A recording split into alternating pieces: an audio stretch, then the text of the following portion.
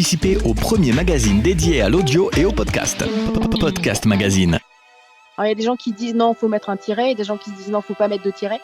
Moi, comme d'habitude, j'ai pas de podcast. C'est intéressant parce que je suis vraiment le cordonnier le plus mal chaussé.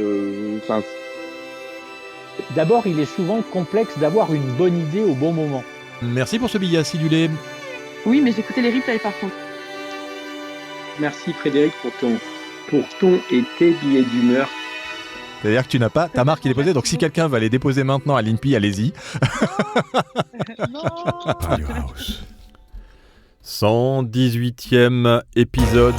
Ah bah ouais, mais ça repart. Alors si je clique pas, 118e épisode de notre room Clubhouse sur la rythmicité des podcasts. Une room que nous aurions dû mener la semaine dernière, et étant dans un autre pays, j'ai interverti les faisceaux horaires, et je vois que Stéphane est aussi avec nous. Il sait ce que c'est d'avoir à synchroniser les différents créneaux horaires. C'est pas forcément très simple, et puis donc j'étais carrément une demi-heure en retard, donc c'était trop tard pour lancer la room, mais j'étais prêt depuis Casablanca au Maroc, où on organisait avec la Lettre Pro de la radio et RedTech un événement pour les radios et les télévisions, et pour les podcasteurs aussi, puisqu'on a réuni alors il n'y en a pas beaucoup de podcasteurs au Maroc, mais c'est pas le sujet du jour. Aujourd'hui, on est très heureux de pouvoir faire cette room sur la rythmicité des podcasts. Alors, rythmicité, ça veut dire plusieurs choses, on peut le voir de différentes manières. Et avant de rentrer dans le vif du sujet, je vais vous dire... Oui, tu es déjà monté, Stéphane, je vois ton commentaire, Stéphane. En fait, dans les house, maintenant, et Zuber n'est pas là, parce que Zuber, c'est un... Ah ben, un moment où je parle de Zuber, il apparaît. Non mais énorme. Comment est-ce que tu fais, Zuber ? Tu as des antennes ou quoi ? C'est pas possible. Il y a Stéphane qui demande pourquoi est-ce qu'il est co-host dans la room. En fait, pour être co-host, il faut que je vous déclare admin dans la house. C'est nouveau, en fait. C'est un peu bizarre, mais... Et comme Philippe, c'est l'homme qui a du cœur, même s'il est grand, voilà, il nous met tous co-host. Non, vous n'avez pas tous co-host. Mais par contre, ceux qui ont envie de devenir co-host me le disent. Et ça vous permet aussi, si vous voulez lancer des rooms directement dans la house de Podcast Magazine. Alors bien sûr, si vous voulez lancer des rooms, il faut que vous parliez de podcast, et puis vous nous avertissez, parce que ça se trouve, ça nous intéressera de participer aussi à vos rooms. Mais Stéphane, tu es monté parce que je t'avais mis admin, comme Zuber, de la house Podcast Magazine. Donc si, bien entendu, vous avez aussi des idées de thématiques, il y a eu une idée qui a été proposée dans la house, justement, on en parlera. J'ai pas trop forcément, je sais pas si vous avez compris, je sais pas si vous avez regardé dans la house qui avait été proposé par Métamorphose Nocturne. Je ne sais pas si vous savez, il y a des actus dans la house sur la page d'accueil. Je vous invite d'ailleurs, si vous avez des commentaires ou des choses comme ça, à utiliser cette petit espace pour parler entre nous. Ça disparaît au bout de 30 jours, mais il y avait Métamorphose Nocturne qui proposait une thématique qui lui trottait dans la tête depuis un moment, pas pour la semaine prochaine parce qu'on sera sur le podcast show, mais pour la semaine d'après, sur la délicate frontière entre une émission sur les radios libres et son replay en podcast. Alors j'ai demandé un peu l'angle, il m'a pas répondu, mais peut-être qu'il va venir aujourd'hui. Donc j'ai pas forcément... je sais que Stéphane t'avait répondu un peu à ça en disant que tu voyais que c'était un sujet sur les émissions en replay VS podcast natif. Mais je suis pas sûr que ce soit vraiment l'angle dont il voulait parler. Donc si vous avez des sujets que vous voulez proposer, allez-y, utilisez ce petit chat de la house pour nous envoyer vos propositions. J'ai déjà trop parlé, on rejoint tout de suite Monsieur Brulatour avec son billet acidulé et un petit jingle de démarrage qui va vous surprendre.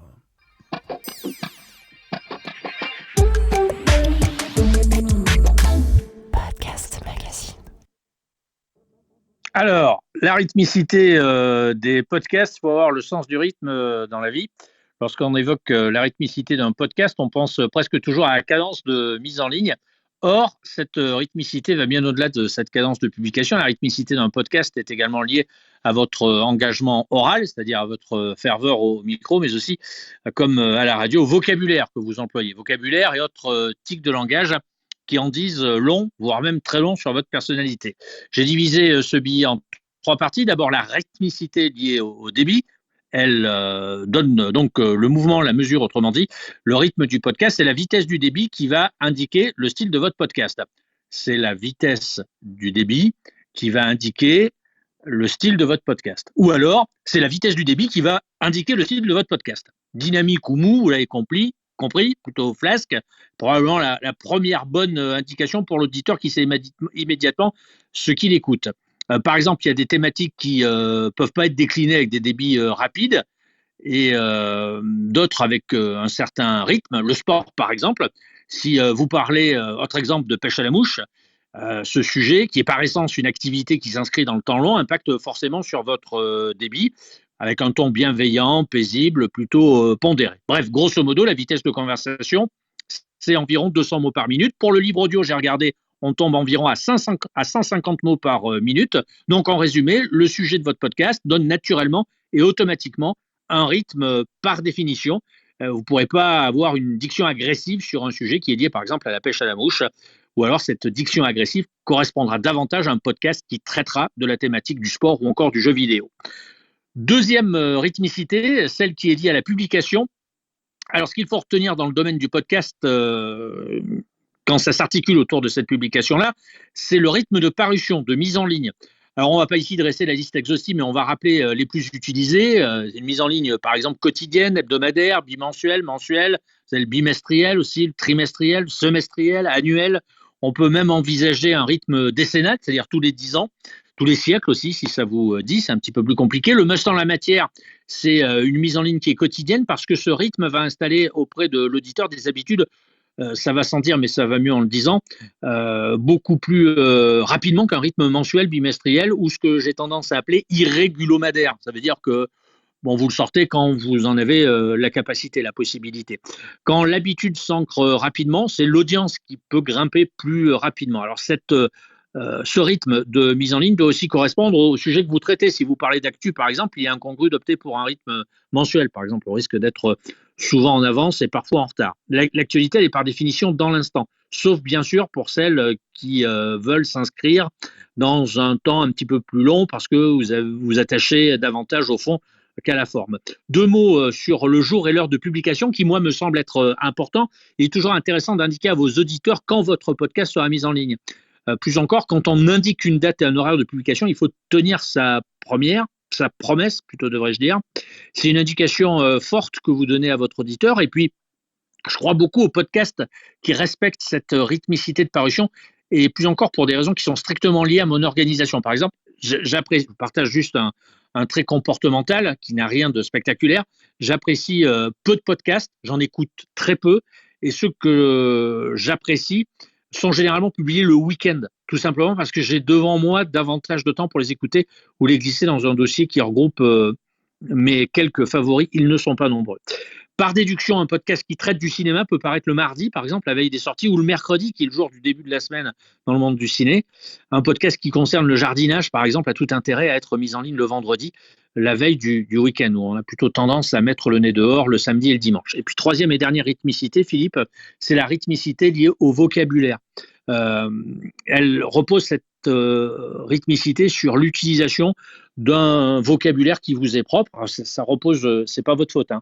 Ça repose souvent sur l'éducation qu'on vous a donnée. Et aussi surprenant que ça puisse paraître, la richesse du vocabulaire peut ou pas renvoyer un relatif dynamisme. Si je vous dis courir, parler, bondir, applaudir, sauter, écrire, enregistrer ou monter, ces verbes renvoient une thématique de mouvement. Et en revanche, si j'évoque les mots flemme, pessimisme, sieste, rêver, bronzer ou nuit, ça renvoie plutôt vers un relatif calme, c'est-à-dire vers un contenu qui est moins dynamique. Alors c'est assez subtil, je vous l'accorde, mais c'est un peu comme la différence entre un slow et une rumba. Pourquoi le vocabulaire que vous employez tous les jours est non seulement un marqueur social, il dit généralement d'où vous venez et où vous allez, puis c'est aussi un baromètre sur l'état psychologique de votre personne. On utilise, ce serait trop long ici à aborder, mais on utilise généralement des mots particuliers en fonction d'un état d'esprit particulier. Ça se vérifie notamment sur le long terme. Bon, dans tous les cas, il n'y a pas de règle précise, hein, vous voyez, c'est donc à vous de décider, de préparer surtout correctement, méticuleusement vos interventions. pour faciliter la mise en pratique. Ce qu'il faut retenir, c'est privilégier aussi régulièrement que possible le bon sens. C'est ce que l'on appelle, une fois qu'on a trouvé le bon sens, c'est ce que l'on appelle un rythme de croisière, Philippe. Ben voilà, le rythme de croisière, avec un petit jiggle, ça va toujours mieux. Podcast Magazine. Eh bien, merci, monsieur Brulatour. Alors, on va parler, bien sûr, de rythmicité et surtout de vos avis. Vous avez des podcasts ou vous écoutez surtout des podcasts. Qu'est-ce que vous pensez de la rythmicité ? Alors nous, là sur le coup, sur notre podcast de Podcast Magazine France, on est un peu là, on n'a pas été très très bon. Est-ce que ça change quelque chose ? Est-ce que on perd un peu les habitués ? J'aimerais bien avoir votre sentiment là-dessus. Quand on cherche sur Google la partie rythmicité, alors j'ai un petit truc quand même assez marrant. Tapez rythmicité du podcast sur Google et dites-moi sur quoi vous tombez. Vous allez voir, on tombe sur un épisode du démarrage de Clubhouse, l'épisode 2. Frédéric, je ne sais pas si tu t'en rappelles. Où tu as écrit quelle rythmicité pour un podcast. Donc ça date quand même d'il y a exactement 2 ans, puisque c'était le 10 mai 2021 où tu avais publié cet article. Ah, je me souvenais plus, ouais. Oui, Sinon, j'aurais fait un copier-coller aujourd'hui. Ah bah ouais, exactement. Je me souvenais plus que j'avais écrit ça. Non, mais comme ça, vous pouvez voir s'il dit la même chose. Et alors, c'est la même chose ? Tu l'as lu, non ? Alors, je suis en train de... Alors, il est long, hein, donc c'est comme tes billets. C'est un billet. Donc, écoutez, je vous invite à chercher sur Google, vous trouverez. Et puis, bien sûr, il y avait la room. On démarrait à l'époque. C'était vraiment le début, puisque l'épisode 2 du podcast, ça devait être la saison 1. Puisqu'à l'époque ça s'appelait le pod.cast, le truc totalement idiot. C'est un peu la même chose. Hein. Ah ouais, non, mais ça c'est le titre à ne pas faire quand on veut lancer un podcast. C'est de s'appeler le pod.cast. Mais bon, ça c'était le démarrage à l'époque où il y avait le pod, et il est toujours en ligne sur le pod et sur Podcast Magazine. Mais quand c'est un peu la même chose à ce que j'ai écrit. Ouais, c'est un donc peu. je ne me trahis pas. Non, mais voilà, mais très bien. Donc tu as le même avis maintenant qu'avant. J'ai le même avis que mon avis il y a 2 ans. Que ton avis il y a 2 ans, donc c'est déjà bien. Et on trouve, alors étrangement, on tombe sur un article qui date de juin 2021 de Bruno Deves sur énergie. C'est surprenant quand on fait une recherche sur Google ou podcast, quelle fréquence de publication pour mon podcast. Et là, il donne 5 trucs. Alors déjà, il y a des petits conseils quotidiens, un podcast par jour à privilégier pour les petits formats. Hebdomadaire, publier un épisode par semaine garantit une audience stable. Bimensuel, même si le bimensuel met plus de temps à conquérir son audience, c'est un format intéressant si vous souhaitez réaliser un format relativement long ou si vous avez simplement besoin de temps pour réaliser vos épisodes. Ça, c'est aussi vrai. Et mensuel, mettre en ligne un épisode tous les mois ne donne certes pas une bonne visibilité sur les plateformes d'écoute, mais ça peut éventuellement fonctionner, surtout pour des formats très longs, type documentaire. Et puis, il passe 5 conseils. 1, trouver la fréquence pertinente en fonction de votre contenu. Trouver votre rythme. Annoncer votre rythme haut et fort. Préparer des épisodes de secours et retrouver votre audience sur les réseaux sociaux. Rien de bien fantastique. Mais c'est des piqûres de rappel, en fait, dont on a besoin à chaque fois quand on fait du podcast, parce qu'on a tendance un peu à oublier les bases. Qu'est-ce que vous en pensez, Zuber, au niveau de la rythmicité ? Est-ce que c'est important ? Est-ce qu'un podcasteur aujourd'hui, justement, qui a quand même, par rapport à d'autres médias, cette liberté de pouvoir justement publier quand il veut, est-ce que s'il a vraiment une communauté engagée, il a besoin d'avoir une récurrence de publication ou pas ? Je suis le plus mauvais de tous les élèves. Je crois que mon dernier épisode est sorti en novembre. Ah oui, non mais là, oui, d'accord. Oui, non mais là, t'es pire qu'un mauvais élève. C'est que tu ne fais plus de podcast. Ah non, je le fais toujours. Je prépare d'autres, j'écris, j'enregistre, mais j'ai pas diffusé. Parce qu'il y a toujours un truc qui me bloque. Pareil pour mes newsletters. Hein. Ma dernière, elle date de février. Donc, je suis le plus mauvais élève, mais j'ai une communauté avec qui j'interagis tout le temps. Oui, Donc, c'est-à-dire on voilà. reste en contact en fait par d'autres biais que par le biais du podcast et de l'audio en ligne. C'est Voilà. vrai, tant qu'on est en vie, ça veut dire que tout n'est pas arrêté. Après, bien entendu, ça dépend aussi du format qu'on a. Si c'est un podcast documentaire, comme il est dit ici, forcément, là il y a une saison avec un certain nombre d'épisodes qui sont disponibles. Et là, il y a une sortie et la saison, elle peut mettre plusieurs mois, voire plusieurs années à ressortir. C'est un peu comme les séries, d'ailleurs, sur Netflix ou sur Apple TV. Il y a des fois des saisons, on attend 2-3 ans avant d'avoir la nouvelle saison. Mais ce que j'ai remarqué, c'est que je gagne aussi les nouveaux abonnés. C'est-à-dire, je leur laisse le temps de rattraper les autres. Il y en a qui, et puis de toute façon, on n'est jamais connu par tout le monde. Donc en fait, il y en a qui vont petit à petit venir, même si tu n'as pas une récurrence. Alors c'est vrai que là, moi, je suis en train de faire une recherche sur un peu partout. J'essaie d'identifier les acteurs du podcast qui font des livres. Si vous connaissez d'ailleurs des podcasteurs ou des podcasteuses qui sortent un livre, il y en a déjà quand même, j'en ai listé déjà une bonne vingtaine qui sortent un livre en 2023. N'hésitez pas à me le dire parce que je suis en train de les lister pour un projet sur lequel on travaille, dont je vous parlerai certainement, mais j'attends qu'il soit vraiment confirmé. Stéphane, je sais que tu m'as envoyé un message à ce sujet. Donc vous si jamais vous en connaissez, vous en identifiez des podcasteurs. Donc il faut avoir un podcast et en même temps sortir un livre dans l'année. Notre objectif, c'est de faire un peu une bibliothèque de tous les podcasteurs qui sortent des livres. Moi, j'en connais un, et surtout celui que je connais, il se sort un podcast par an. Un podcast par an ? Voilà. Ah oui, c'est pas beaucoup. Et il écrit un livre ? Et il écrit un livre qui va bientôt sortir. Bon, je te l'enverrai. Ouais, je veux bien que tu m'envoies les coordonnées pour faire en sorte que le thème du livre lié au... Non, en fait, Mappy demande dans le chat si le thème du livre doit être lié forcément au podcast ou pas du tout. Non, en fait, il n'y a pas besoin. C'est-à-dire que il y a des livres qui parlent de podcast, ça on en connaît, il y en a 4-5 qui ne font que de parler de podcast, comment on fait son podcast, comment on market son podcast, voilà. Donc ça on les connaît, on les a déjà identifiés. Non, c'est vraiment des livres qui sont issus d'un podcast, donc qui ont soit le même nom que le podcast et qui sont déclinés en livres. Et là, il peut y avoir... Alors, il y a un peu de tout. Là, dernièrement, on a reçu un bouquin de Slate qui a publié les entretiens qu'il y a eu dans leur podcast Transfert.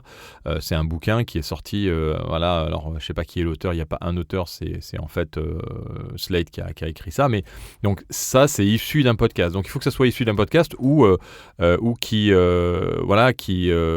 ce soit un auteur qui ait un podcast toujours en vie et qui sorte un livre en 2023, donc c'est lié ou pas lié. Donc n'hésitez pas dans le chat et en commentaire où c'est pas l'objet du jour, puisque l'objet du jour on y revient, c'est la rythmicité. Et la rythmicité, si c'est lié, puisqu'en fait je suis parti dans cette idée-là, parce que je regardais un peu et je te répondais Zuber par rapport à ça. Je regardais quels étaient les auteurs qui avaient des podcasts et quand je voyais que le podcast n'avait pas un épisode récent, pour moi il était mort. Est-ce que pour vous, c'est ça aussi ? Parce que même si... moi je n'ai fait qu'en simple visiteur du podcast, je suis allé voir, j'ai vu que la nana sortait un livre, hop, je suis allé sur son podcast. Si je voyais qu'il y avait un truc en mai 2023, pour moi, il était toujours en vie et donc je l'écoutais. Si par contre, je voyais que depuis 2021, il n'y avait pas de nouveaux épisodes, c'est un peu mort, quoi. Le podcast. Donc je pense que après il y a cette obligation de la rythmicité, c'est-à-dire de se dire on fait un podcast, on est obligé, est-ce qu'on est obligé véritablement de faire un podcast si on s'y engage? Là je vois Cerno par exemple, il a changé complètement sa rythmicité. Est-ce qu'il y en a qui suivent Cerno et que ça gêne dans la room? Est-ce que dans la room vous avez des podcasts qui ont totalement changé leur rythme et qui vous ont soit vous les avez suivis parce que justement ils l'ont bien annoncé, ils l'ont bien coordonné et ça, il y avait une logique dans leur approche, ou est-ce que ça vous a gêné? Si vous voulez témoigner, vous êtes les bienvenus. Stéphane, je sais pas si tu peux, oui, tu es avec nous, Stéphane? Bah oui, en fait, vous m'entendez bien là? Ouais, super. Je pose toujours la question, vous m'entendez bien, c'est comme un stress chaque fois que je me mets à parler. Euh, mais en fait, je me pose une question parce qu'on parle, c'est comme tu sais, la chupacabra, là, l'animal maléfique dont tout le monde parle, mais qu'on n'a jamais vraiment vu. On dit tous, puis je veux dire, tu peux le lire partout que la rythmicité est essentielle, tout le monde le dit, faut publier à jour et heure identiques, etc. Mais j'ai jamais vu une étude réelle menée sur cette question-là. Donc j'ai jamais vu, moi je suis un peu fan de statistiques, c'est-à-dire que pour moi il y a quelque chose qui est validé quand ça ressort d'une statistique, et je ne crois pas avoir jamais vu dans toutes les statistiques à travers lesquelles je passe toutes les semaines, une seule statistique qui nous dit oui c'est meilleur, on l'a essayé, ou on peut démontrer que oui ou non c'est meilleur. Au fond, je réalise ça en t'écoutant ce matin, d'une part, puis petit hasard en matière de rythmicité, j'ai publié mes 2 épisodes de la semaine à un jour d'avance chaque épisode cette semaine sur le Podcastologue. J'ai vu, parce que pour ceux qui ne savent pas, Stéphane s'occupe d'un podcast dans lequel Bruno Guglielminetti et moi-même participons, ça s'appelle le Podcastologue, et j'ai vu hier que tu as annoncé en fait la sortie d'un podcast mercredi alors qu'on était déjà mardi et jeudi alors qu'on était mercredi. Je me suis dit c'est parce qu'il est au Canada et il a pas la même rythmicité que nous au niveau des décalages horaires. Je pense que c'est mes neurones qui ont un problème de rythmicité, mais ça, c'est un autre problème. Mais pour revenir à ta question de la rythmicité, donc il y a ça, pour moi, il y a ça qui reste quand même très mystérieux. Comment on vérifie si oui ou non, c'est vraiment formidable? Parce que moi, je me rends compte que dans nos habitudes d'écoute, on est quand même, nous-mêmes, on n'a pas de rythmicité ou on manque de rythmicité. Moi, ça m'arrive de dévorer un podcast qui est plus productif depuis un an, d'écouter les 10, 15, 20 épisodes ou 30 épisodes à la suite. S'il est vraiment intéressant, je vais vraiment l'écouter au complet, même s'il est vieux. Vieux, tout étant relatif dans l'univers de l'Internet, évidemment. Mais en même temps, il y a des podcasts qui sortent régulièrement, à date et heure régulière, que je loupe aussi régulièrement, donc que je rattrape derrière ça. Donc, oui, je veux bien croire à la rythmicité, puis au fond, j'y crois parce que moi-même, j'essaie de l'appliquer quand je me décale pas d'une journée, mais il reste que quand même, je me demande tu sais, sur quoi ça se base, parce que ça nous arrive tous dans nos vies d'avoir plus ou moins de temps. Donc là, on n'écoute pas l'épisode du mercredi, on va l'écouter le week-end, etc., etc. Tu sais, puis comme Frédéric disait, faut écouter, c'est bien de caler la date de sortie à son sujet. Je souscris tout à fait à ça. En même temps, on te dit souvent, ah bah ouais, mais le week-end c'est moins bon pour sortir un podcast parce que les gens ils font autre chose. En fait, les arguments de Frédéric ils marchent vachement bien, c'est-à-dire que finalement non, pas du tout. Moi, tu vois, je pensais qu'il fallait pas sortir un podcast avant la période de Noël parce que c'était les vacances et quelqu'un de chez Voxalize, la compagnie allemande là, qui fait de l'analyse de données, l'analyse de tags, fait de l'analyse de données. Me dit, bah non, tu vois, au contraire, ce serait une bonne idée que tu sortes le Podcastologue avant décembre, et c'est ce que j'ai fait, parce que finalement, tu vas avoir une plage où les gens ont du temps et où, justement, il y a moins de publications. Donc, voilà, je vous balance tout ça un peu en vrac. Je pense qu'il n'y a pas vraiment de règles. Il faut vraiment faire ça, penser ça à la carte. Et quelque part, c'est bien qu'il n'y ait pas de règles. Parce que c'est aussi ça, le podcast, c'est la capacité à pouvoir avoir le rythme qu'on veut, et avoir la durée qu'on veut, avoir le ton aussi qu'on veut. C'est quand même, ça fait partie aussi des gros atouts du podcast natif ou original, comme on dit, puisqu'il y a plusieurs termes. Il y a des remarques dans le chat qui disent que, alors je reprends un peu, je connais un podcasteur qui devait sortir son livre suite à un podcast, mais qui a lâché en maison de... Ah oui, non, d'accord, ça c'est autre chose, c'est pour le livre. Sandra qui dit qu'elle n'est pas tout à fait d'accord avec le fait que ça soit mort. Ah oui, quand je disais que c'était mort, quand tes derniers épisodes datent de novembre, mais les gens écoutent quand même, et même plusieurs épisodes à suivre. Oui, alors en fait, comme tu dis Stéphane, on continue on peut écouter n'importe quel podcast, surtout quand il n'est pas lié à de l'actualité, ou quand tu n'as pas un podcast qui a ce qu'on appelle, vous savez, de la narration, c'est-à-dire où il y a vraiment... mais ça, c'est plus rare, en fait, parce que souvent, c'est des podcasts de documentaires qui ont la capacité à pouvoir faire, à la fin d'un épisode, donner envie d'aller écouter le prochain alors qu'il n'est pas encore sorti. Il y a ce côté-là que Cerno arrivait à faire dans ses podcasts, et puis il a changé, il est passé de 1 semaine à 2 semaines, et maintenant de 2 semaines à 1 mois. Et ça n'a pas changé quoi que ce soit, parce que d'abord il a expliqué clairement, je pense que c'est ça qui est important, c'est-à-dire que dans un podcast, c'est intime et c'est concernant, il y a vraiment l'hôte ou l'hôtesse qui est primordial pour moi dans un podcast natif, c'est de partager tout ce qui se passe avec la rythmicité, avec les événements qui peuvent arriver autour du podcast et qui font que là on peut pas. J'écoutais aussi encore un autre podcast hier soir sur les livres et où elle avait 2 jours de retard et elle le disait tout de suite, désolé, j'ai 2 jours de retard, je sais, et quelque part c'est ça aussi, je pense, le podcast, cette liberté de pouvoir avoir la rythmicité qu'on veut, la durée qu'on veut et le rythme même à l'intérieur de notre podcast. Mais Philippe, tu as quand même mis en avant un gros paradoxe, c'est que on est tous très attachés au fait que le podcast, c'est un média de liberté, c'est un média d'initiative, c'est un média de créativité, et que justement, au contraire de la radio ou de ce qu'on appelle les médias linéaires qui donnent de l'information, de l'actualité ou du divertissement à heure régulière, le podcast, c'est quand on veut, comme on veut. Bon, sauf que on est en train de s'enfermer dans la logique du linéaire quasiment, en disant il faut publier tous les mercredis, c'est mieux le jeudi que le lundi, et il faut publier régulièrement tes jours avec tes heures précisément, etc. Finalement, on est en train de faire l'inverse de ce qui est en tant que tel le format, non? Tu vois pas ça comme ça un petit peu? Ouais, bien sûr. Non, mais je suis d'accord.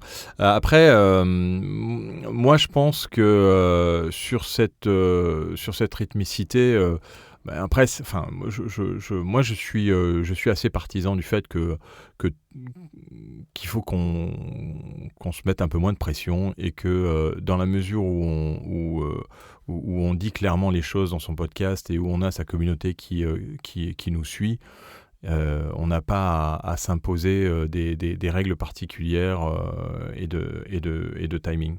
Alors, je lis les commentaires. Est-ce que la périodicité n'est pas plutôt liée au référencement Google et des plateformes? Ah, ça, c'est une bonne question de Sandra. Comment est-ce que ça, on en parlait. J'avais écouté Ocha qui faisait une intervention en anglais avec un Américain qui l'interviewait sur le déploiement d'Ocha aux États-Unis, et j'écoutais un peu son discours. Et il y avait le truc qui était Feed the Monster.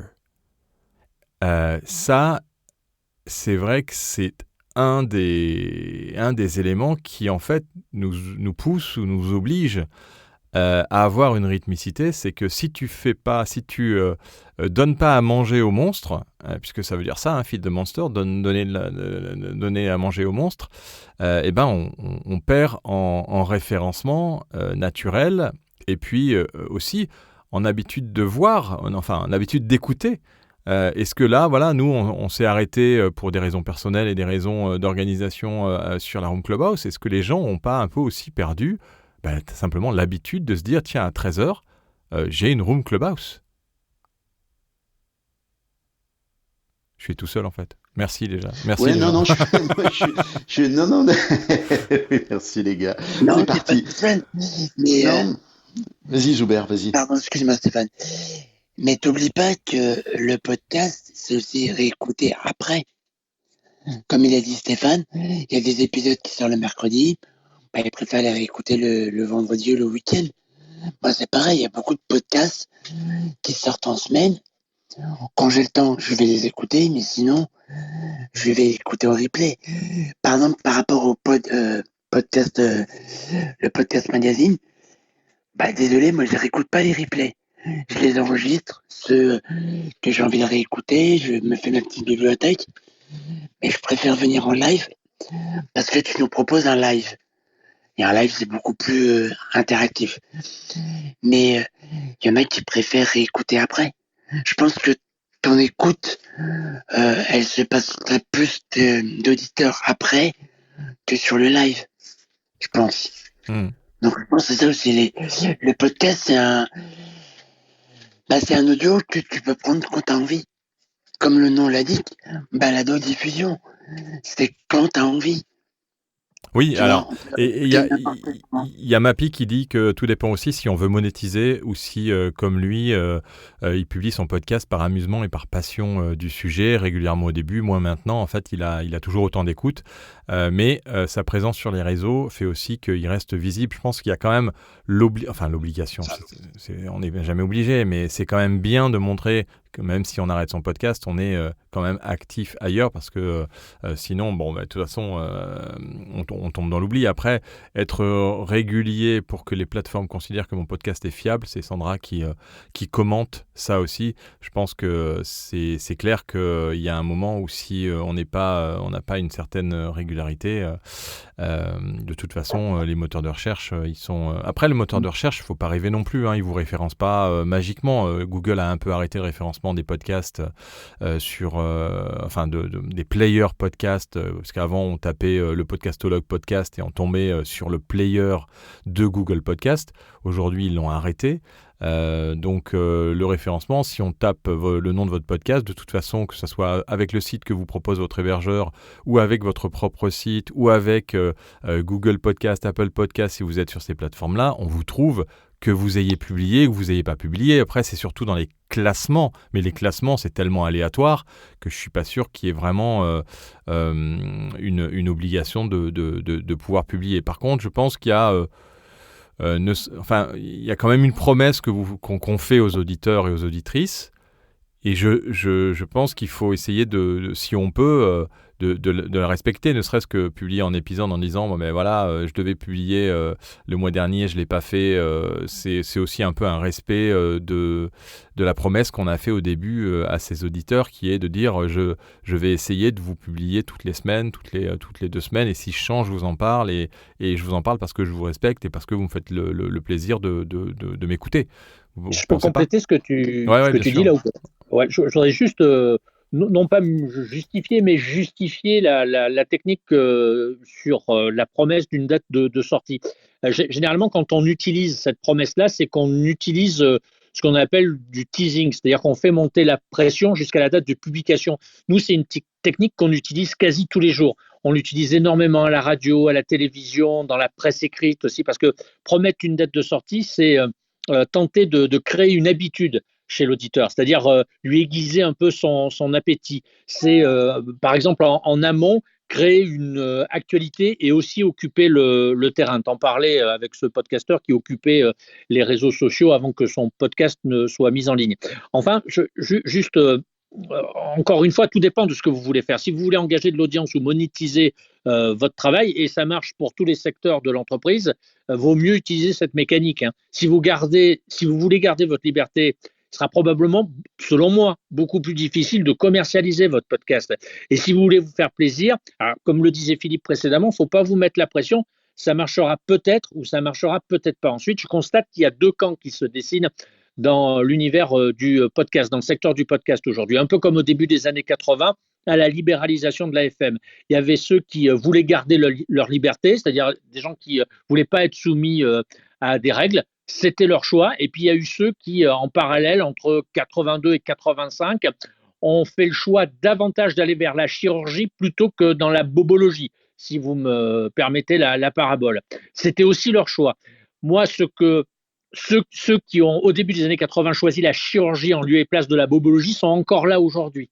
Alors que ceux qui ont voulu s'affranchir de règles ne sont plus là aujourd'hui. C'est un constat que je partage, issu de l'univers radiophonique, qui n'est pas très éloigné de l'univers de l'audio digital. Donc, tout s'entend, effectivement, mais je pense encore une fois que si vous voulez vraiment en faire un business, c'est-à-dire tenter de monétiser vos productions, au-delà le fait de vouloir se faire régulièrement plaisir en parlant dans un micro ou en partageant sa passion, si vous voulez entamer cette étape-là, je pense que la rythmicité, comme je le disais précédemment, en termes de cadencement de publication, en termes d'utilisation de vocabulaire, en termes de débit oral, ça me semble être des critères qui doivent peser dans vos choix. Et je répète, pour terminer en 10 secondes, qu'il est beaucoup plus facile de fidéliser généralement une audience, j'allais dire, beaucoup plus populaire, c'est-à-dire pas une audience ultra nichée. Il est beaucoup plus facile de fidéliser cette audience populaire quand on a des cadencements qui sont très répétés. Hein. Ça vaut pour n'importe quelle entreprise, sauf erreur de ma part. Il y a toujours des exceptions. Mais si vous cadencez des mises en ligne, des publications à un rythme très rapide, c'est-à-dire à un rythme quotidien, j'ai plein d'exemples autour de moi dans le monde du podcast qui publient quotidiennement, ça marche très très bien. Voilà, et c'est même ceux qui tirent le marché vers le haut. Ouais, après tu es obligé d'en faire un vrai business, Stéphane. Puis ça dépend du format aussi. Ah oui, ça dépend du format. Tu parles de choses à savoir peut-être, où il publie tous les jours 5 minutes. À choses à savoir, mais ça dépend ce qu'on veut faire, génétiquement parlant, au fond de soi-même. Si on est capable de suivre un rythme, ou alors on veut rester dans cette catégorie-là qui veut se faire plaisir et faire plaisir à quelques centaines ou à quelques milliers d'auditeurs sur des territoires qui sont quand même ultra nichés. Tout dépend de ce que ça veut dire, mais je crois que c'est une bonne chose d'ailleurs sur le plan personnel, pour terminer, de se fixer des objectifs. Déjà se dire, j'essaie de faire un podcast tous les 15 jours, essayer de le respecter. Moi personnellement, quand je tiens une cadence de publication, par exemple, en fin de semaine ou en fin de mois, quand avec Philippe on fait le bilan, on est quand même assez fiers de tenir par exemple le magazine tous les mois à un rythme qui est quand même ultra supra régulier, ou de sortir, j'en sais rien, 250 publications par semaine. Donc il y a aussi ça, tout dépend de votre personnalité, si vous êtes dans la combativité ou si vous l'êtes pas. Mais moi, en tous les cas, si vous voulez mon avis, je suis persuadé que ça va beaucoup plus vite quand vous posez des règles, hein, c'est évident. Ouais, mais encore une fois, ça dépend beaucoup du contenu en lui-même. Bon, d'abord, il faut avoir un contenu qui est potentiellement récurrent, c'est-à-dire quelque chose qui touche à l'actualité ou qui touche à des sujets sur lesquels tu reviens régulièrement, ou tu passes d'un sujet à l'autre. Mais si tu publiais 2 heures tous les jours de podcast, d'abord, bon courage en termes de montage. Et ensuite, si tu publiais 2 heures tous les jours, je suis pas sûr que tu saturerais pas un petit peu ton auditoire. En tout cas, moi, j'ai l'impression que l'auditoire que je connais, il serait plus ou moins saturé assez rapidement.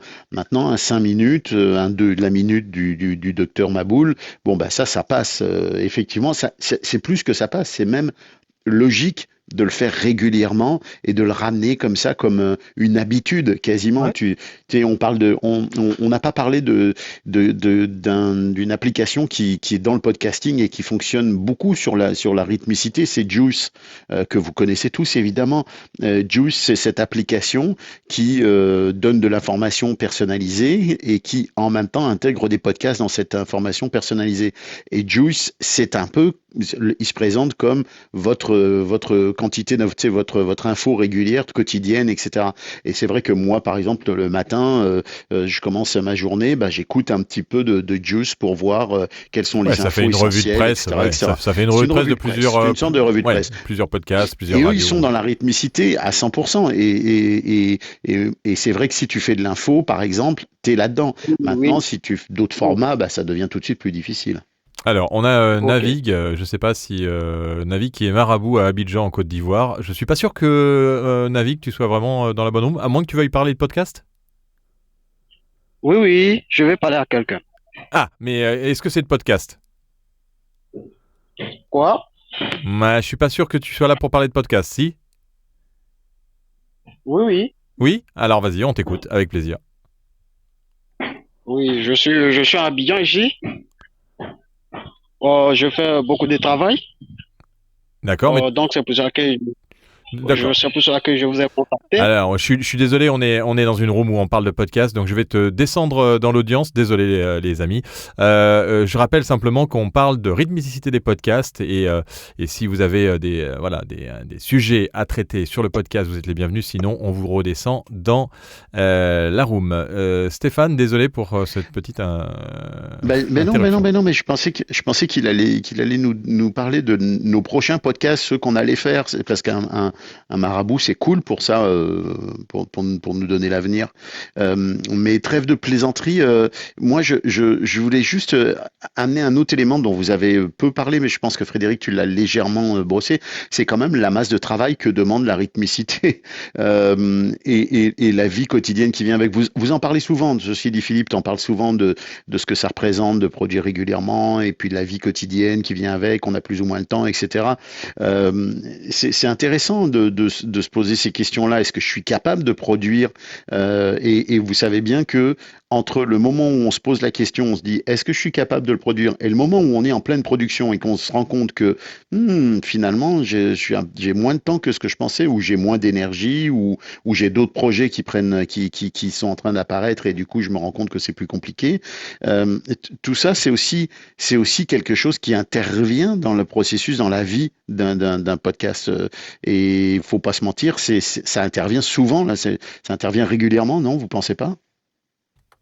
Moi, je pense que systématiquement, déjà, quand on lance un podcast, la première chose qu'on vise, c'est l'audience, hein, bien entendu, et c'est ce qui décourage considérablement les podcasteurs. On fait tous quelque chose. Si vous faites, je sais pas, si vous êtes mannequin, par exemple, pour une agence, c'est pour être vu. Si vous faites une émission de radio, c'est quand même pour être entendu. Si vous faites un article, c'est quand même pour être lu. Si vous faites un podcast, c'est quand même pour être écouté. Et cette rythmicité, elle est vite, moi c'est ce que je remarque, elle se casse en 1000 morceaux assez rapidement au bout de quelques épisodes, parce que comme tu le disais justement, c'est effectivement du travail. Parfois, c'est énormément de travail pour peu de résultats. Et il faut avoir la couenne épaisse pour pouvoir admettre que le travail qu'on a fait avec méticulosité, avec passion, avec parfois abnégation, que ce travail-là ne soit pas écouté. Et par voie de conséquence, ça va casser cette rythmicité parce que les gens vont aller vers un abandon. Et moi, je vois passer souvent des podcasts hebdomadaires qui deviennent très, très rapidement mensuels et qui passent sous les radars au bout de 4 ou 5 mois. Donc, c'est aussi peut-être une opportunité pour réévaluer sa rythmicité et effectivement pour se dire, voilà, je n'ai pas forcément du temps, de l'énergie, je ne suis pas capable d'assumer le fait que je produis des podcasts qui ne sont pas écoutés. Il faut aussi pouvoir l'avaler. Hein. C'est comme par exemple quand vous faites des articles et que vous constatez que vous avez 800, 900 lectures, c'est pas motivant, quoi. Donc des fois ça marche, des fois ça marche pas. Mais je pense qu'il y a peut-être une recette, mais il y a véritablement un tour de main différent et qu'il faut arriver au bon moment, comme je le dis souvent, avec les bonnes personnes, sur un bon terrain. Tout ça, ça fait beaucoup d'inconnus. Et rares sont les bons alignements de planètes, notamment dans ce secteur. Ouais. Et ce qu'il faut dire par contre, Philippe, et ça c'est vachement important, il faut le retenir, c'est que ils sont rares les podcasts qui démarrent très fort et qui restent très forts en termes d'écoute. Donc il est tout à fait normal de démarrer avec très peu d'écoute et que ça dure pendant des semaines, des mois avec très peu d'écoute et que ça monte très lentement. La plupart des gens qui sont des spécialistes du développement de l'audience vous diraient que une audience qui augmente de 5% par mois, c'est une belle cadence, c'est un beau rythme. La difficulté, c'est de tenir. C'est ça, il faut tenir. Donc la première des choses à faire, c'est commencer par se dire ok, c'est pas grave, je vais manger des vaches maigres, je vais vivre un moment difficile pendant les 6 premiers mois, la première année peut-être, faut pas se mentir, ça va jusque là, et si mon podcast est bon, si j'arrive à vraiment faire les bonnes choses, je vais toucher mon public à partir de plusieurs mois d'exercice. c'est rare que ça démarre tout de suite très très fort. Ouais, il faut tenir. Vous êtes sur Podcast Magazine France en direct et sur Clubhouse. On est très heureux de vous accueillir. Ceux qui ne sont pas encore membres de la maison de Podcast Magazine, vous pouvez bien entendu demander à y participer. Si vous ne connaissez pas Podcast Magazine, vous pouvez aller faire un tour sur podcastmagazine.fr pour aller commander les 2 premiers numéros ou simplement vous demander votre accès web. Vous êtes les bienvenus. On termine cette thématique sur la rythmicité des podcasts avec Frédéric et Stéphane. Si vous avez des petites remarques par rapport à ce qui a été dit, tous ceux qui sont dans la maison de Podcast Magazine, n'hésitez pas à lever la main pour nous apporter une dernière petite information, suggestion, idée par rapport à cette thématique de la rythmicité où au final chacun fait un peu comme il veut. Faut quand même, comme on le sait, respecter ses auditeurs et auditrices et faire en sorte de les informer si on a à changer cette rythmicité. Mais on a la chance de travailler dans un secteur qui nous permet de pouvoir rater un épisode une semaine, ce qui n'est pas forcément le cas dans d'autres médias, Frédéric. C'est-à-dire que ça fait partie quand même des rares secteurs, le digital, et même les youtubeurs, c'est un peu pareil. Je suppose que les problèmes qu'ont les podcasteurs aujourd'hui par rapport à la rythmicité, les youtubeurs l'ont aussi de leur côté et en effet c'est chronophage, c'est tout ce qu'on veut, mais quand ils tiennent et qu'ils durent, tu parlais Stéphane tout à l'heure de démarrer doucement et que on peut pas démarrer d'un seul coup avec des millions et des millions d'écoutes. Les top 10 des podcasts aux États-Unis ont plus de 5 ans. Donc ça met du temps en fait à arriver au top, et il faut tenir, avoir un bon contenu et puis bien entendu ça veut dire arriver à le monétiser, parce que on finit par y passer toute sa journée. Ouais, et puis ne pas être ennuyeux, quoi. Il y a trop de podcasts ennuyeux. C'est un avis que je vous partage, quoi. Il n'y a pas de promesse qui est tenue. Si vous, dans votre podcast, vous voulez parler cuisine, il faut parler cuisine tout de suite, quoi. Faut pas attendre 5-6 minutes avant de mettre les marrons au feu, quoi, si j'ose dire, quoi. Et moi, je constate, dans le peu de podcasts que j'écoute, il y a trop de podcasts qui sont ennuyeux. Les gens s'écoutent parler, un peu comme on le fait, parce qu'on s'écoute tous un peu parler, tiennent pas la promesse du sujet, c'est chiant, quoi. Voilà. Il y en a beaucoup qui sont chiants, il faut dire la vérité, quoi. C'est pour ça qu'il y en a beaucoup qui font pas d'audience et qui passent sous les radars. Eh oui. Mais pourquoi on a fait une room? Il fallait juste que Frédéric commence par ça, et on se serait dit bonne journée à tous. Ouais, donc c'est gentil, tu nous as laissé pour nous dire en fait tout ce que vous dites c'est chiant et c'est de la merde. Voilà, c'est de la merde. Mais non, mais c'est pas ça. Non, arrêtez de faire de la merde et vous serez écoutés, bande de caves. Honnêtement, je pense qu'on a été sur une échelle de 0 à 10. On a été à un peu plus de 7, très intéressant. On a vraiment donné des bonnes pistes. Mais encore une fois, chacun voit le monde de l'endroit où il est, c'est évident, quoi. Enfin, il y a eu quelques règles assez sympathiques, mais partagez ce point de vue avec moi quand même. Effectivement, il y a souvent beaucoup de choses qui sont ennuyeuses. Voilà, il faut quand même pas oublier une chose, parce que on est toujours avec nos œillères, puis on regarde notre écosystème, puis on dit mais n'oublions pas que il y a des joueurs de guitare très chiants et il y en a des millions. Il y a des peintres extrêmement mauvais et il y en a des millions. Vous voyez ce que je veux dire? Des médecins, des bouchers. Non, mais on est d'accord. Oui, mais là c'est plus embêtant, les médecins. Non, mais on est dans un milieu qui touche quand même à l'artistique, à la création. C'est normal qu'il y ait des gens qui fassent ça à la maison avec le micro de leur Mac, et puis qui se posent pas trop de questions par rapport à ça, qui veulent juste faire ça comme ça. Ça n'est pas un problème, selon moi, selon ma vision des choses. Ça n'est pas un problème qu'il y ait de très grands amateurs et de très grands professionnels. Faut juste être capable de se dire que c'est pareil dans tous les milieux plus ou moins artistiques. Donc moi je vois pas de problématique avec ça. Tu sais, faut pas dire. Je voyais un article il y a pas très longtemps où on disait oui, le podcast c'est un milieu qui a du mal ou à se structurer ou à se professionnaliser. Excuse-moi, mais la musique, la peinture, les arts plastiques, ça a pas mal du mal à se professionnaliser aussi, puis c'est pas l'objectif forcément de se professionnaliser.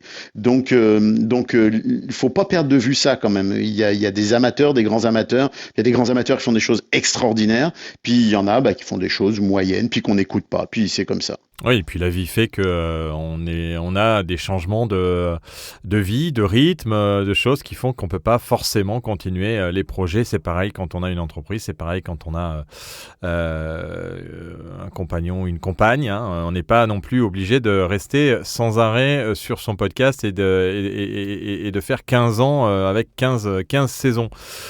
C'est comme ça, c'est la vie. En tout cas, on vous remercie pour avoir participé à cette room sur la rythmicité. Je vous invite... J'essaie de mettre un peu de rythme sur la fin, Philippe. Ouais, vas-y, mets du rythme. Non, mais c'est ce que je disais, j'ai essayé. Ah oui, tu as essayé, pardon.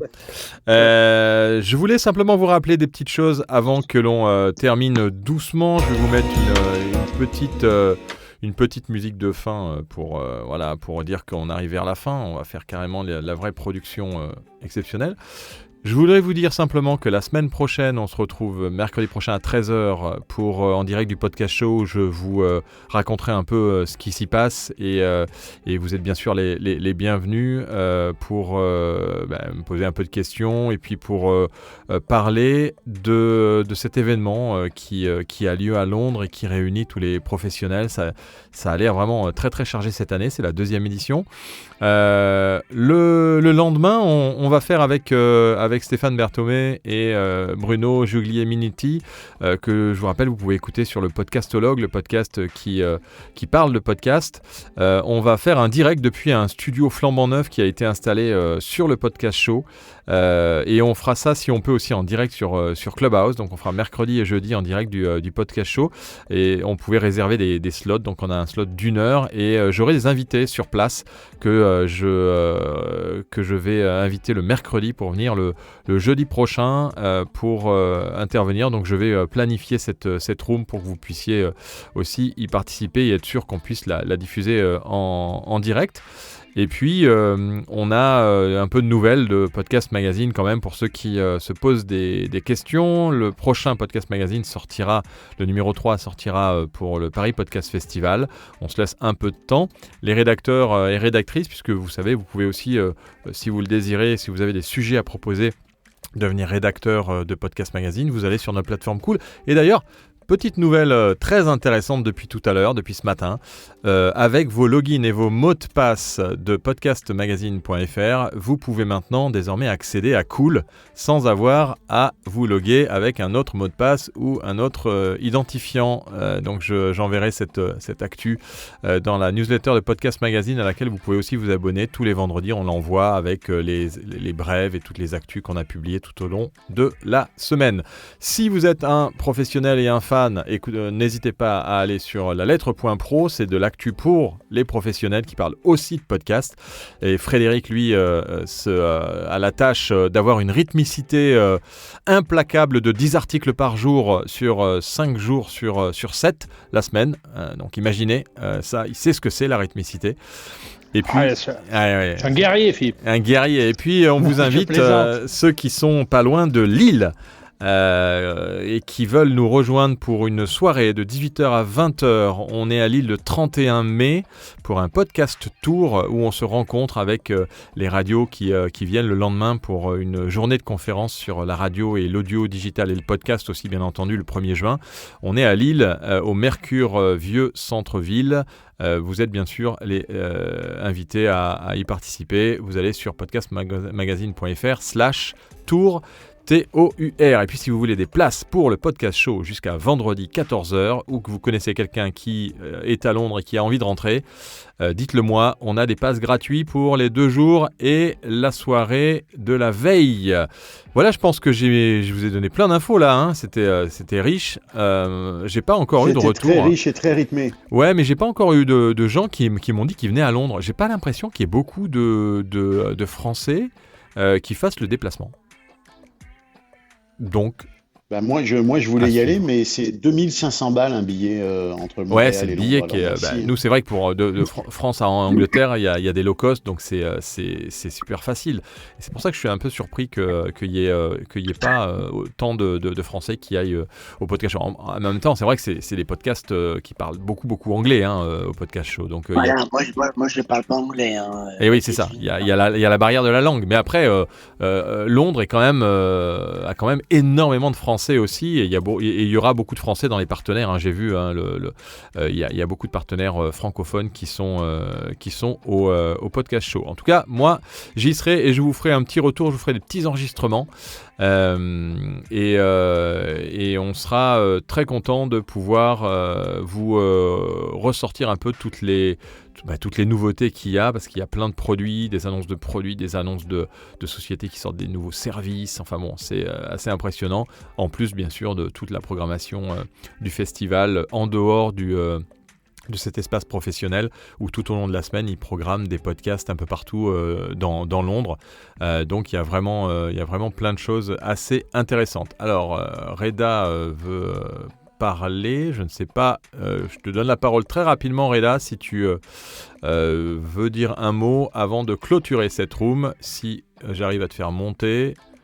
Reda, ça n'a pas l'air de fonctionner, Reda, je ne sais pas pourquoi. Bon, de toute façon, si tu as une question, n'hésite pas à utiliser le chat de Clubhouse ou de nous envoyer un mail à contact@podcastmagazine.fr. C'est le plus simple puisqu'il est 14h et que on va tous retourner travailler. Merci pour votre participation, messieurs et mesdames. Nous sommes très heureux de vous retrouver mercredi prochain à 13h. Et d'ici là,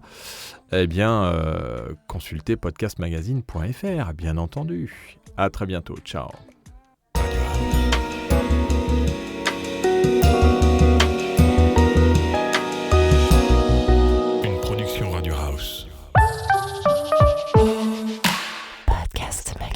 Découvrez et participez au premier magazine dédié à l'audio et au podcast. Podcast Magazine. Alors, il y a des gens qui disent non, il faut mettre un tiret, et des gens qui disent non, il ne faut pas mettre de tiret. Moi, comme d'habitude, j'ai pas de podcast. C'est intéressant parce que je suis vraiment le cordonnier le plus mal chaussé. D'abord, il est souvent complexe d'avoir une bonne idée au bon moment. Merci pour ce billet acidulé. Oui, mais j'écoutais les replays par contre. Merci Frédéric pour ton et tes billets d'humeur. C'est-à-dire que tu n'as pas ta marque qui est déposée, donc si quelqu'un va les déposer maintenant à l'INPI, allez-y. Non. Radio House.